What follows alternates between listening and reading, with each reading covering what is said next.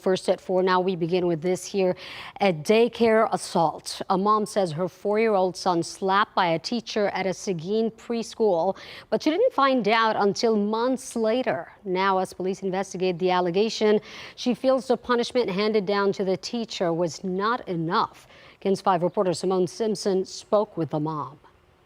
The parent of the then 4-year-old boy, Alyssa Lamb, told us she wasn't informed of the incident until 5 months later. Even then, the information came from an employee who no longer works at the preschool. Alyssa is sharing her son's story so that more parents are aware.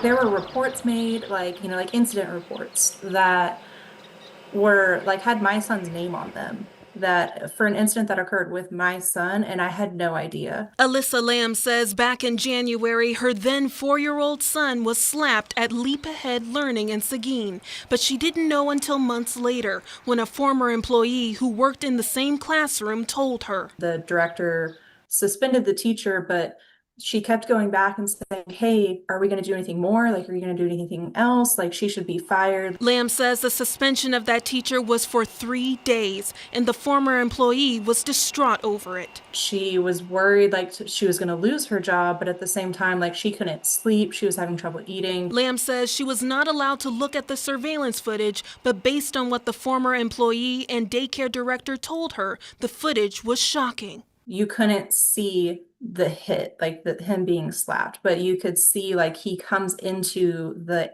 footage angle as he's flying and falling onto another student. Seguin police say they're investigating and have conducted multiple interviews, including Lamb's son. They also said the Texas Department of Health and Human Services has launched its own investigation. The director of the preschool stated she is not at the liberty to comment during the open investigation.